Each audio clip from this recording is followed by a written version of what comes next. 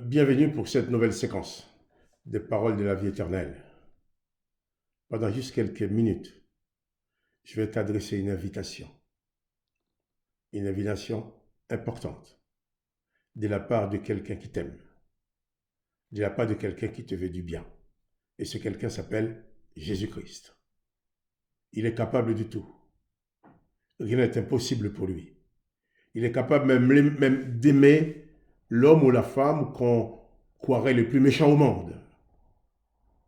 Il est capable d'aimer la personne que tout le monde a rejetée. Il est capable d'aimer la personne que tout le monde aime. Il ne fait pas de distinction. Dans cette invitation, il n'y a pas de sélection. Ce n'est pas une sélection pour choisir les meilleurs, les plus forts, les plus intelligents.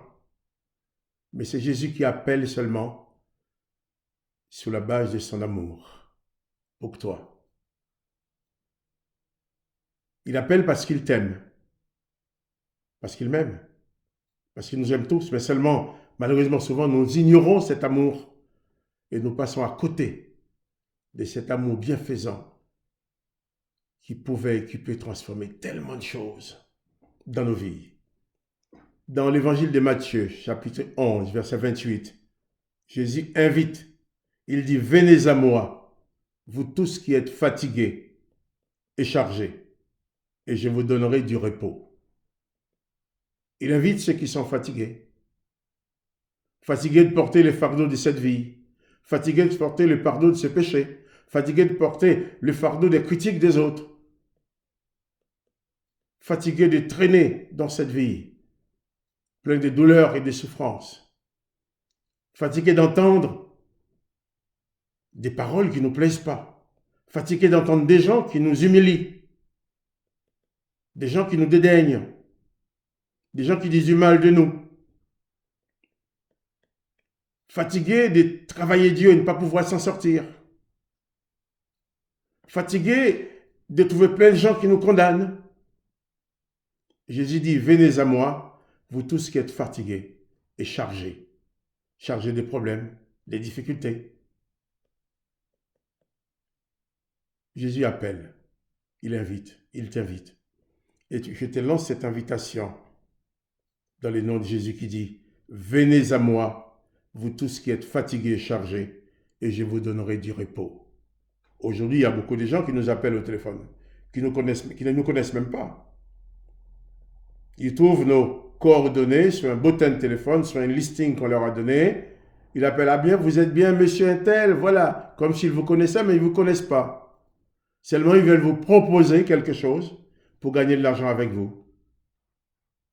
Jésus ne t'appelle pas pour avoir ton argent. Jésus ne t'appelle pas pour ça. Jésus ne t'invite pas à venir lui apporter ton argent ou tes biens, à venir pour qu'il profite de toi. Mais il t'invite seulement à venir recevoir la paix et le repos que seul lui s'est donné. Seul Jésus s'est donné cette paix, ce repos-là. Il dit, venez à moi, vous tous qui êtes chargés, vous tous qui êtes fatigués. Je vous donne du repos. Il dit, prenez mon joug sur vous, recevez mes instructions. Et vous trouverez du repos pour vos âmes. Vous savez, c'est Jésus-Christ qui dit également dans l'évangile de Jean, chapitre 3, verset 16, « Car Dieu son Père a tant aimé le monde, a tellement aimé le monde, qu'il a donné son Fils unique, afin que quiconque croit en lui ne périsse point, mais qu'il ait la vie éternelle. » Et ce qui est plus beau, Jésus ajoute que Dieu son Père ne lui a pas envoyé dans le monde pour juger le monde, mais pour que le monde soit sauvé par lui. Jésus t'appelle, il t'invite à venir à lui, mais pas pour te juger, pour te condamner. Non, pour te sauver, pour te consoler. Pour consoler ton âme, il dit, tu trouveras du repos pour ton âme. Car bien sûr, tous, nous essayons au moins, nous mangeons tous les jours, nous vivons tous les jours, pour maintenir nos corps en vie, en état de fonctionnement. Mais souvent nous oublions que nous avons une âme à nourrir.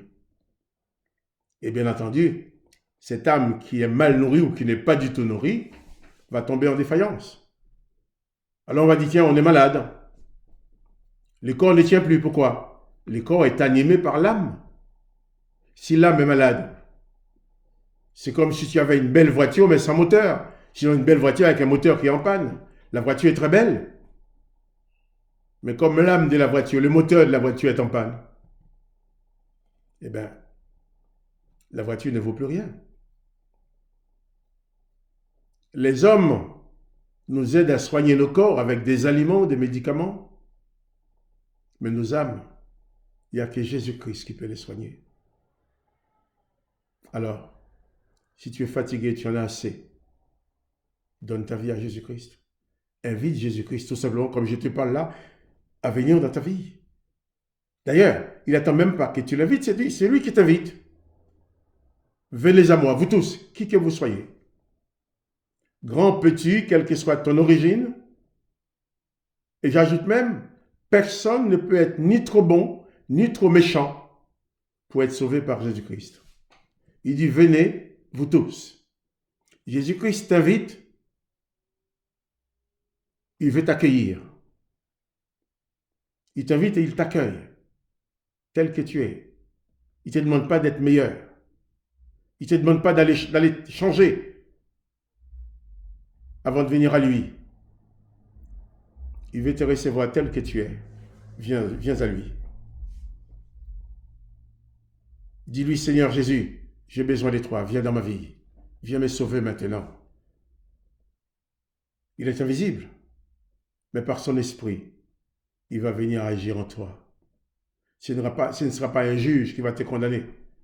Ce ne sera pas quelqu'un qui va te faire des reproches. Mais il viendra dans ta vie seulement comme sauveur pour t'apporter la consolation. Venez à moi, vous tous qui êtes fatigués, vous tous qui êtes chargés.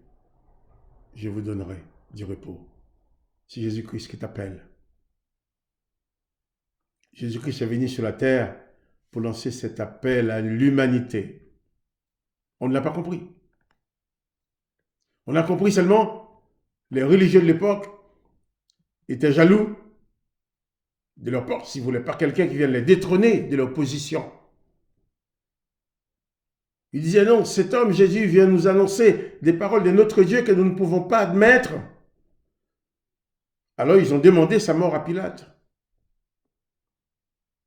Évidemment, effectivement, Jésus a été mis à mort, mais en mourant. Même lorsque le clou était planté dans ses mains, il était dans la souffrance.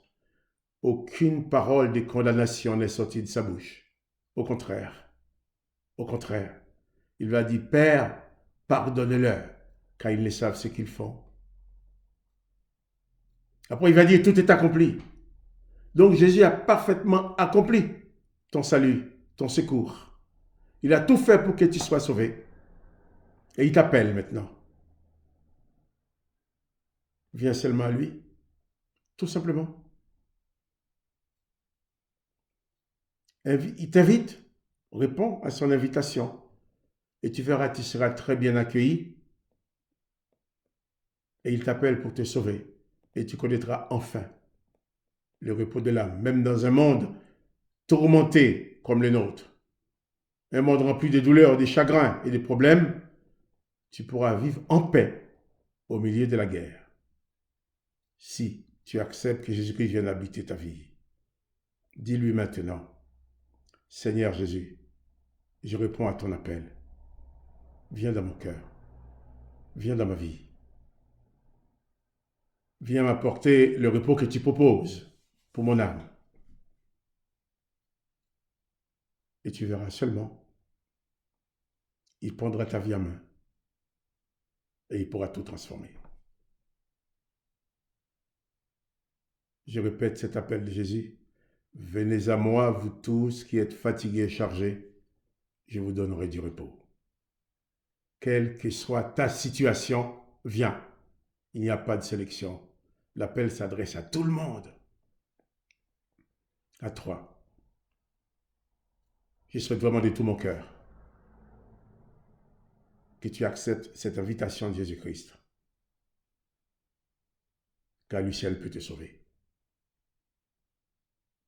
Et si tu le veux, tu peux m'écrire à moi aussi. Sur les commentaires de cette vidéo sur YouTube, Si tu as une question, écris, pose la question. Je vais prendre le temps de te répondre. Alors que la grâce du Christ t'accompagne. Sois béni en Jésus-Christ et que vraiment Jésus-Christ s'installe dans ta vie pour apporter du repos à ton âme.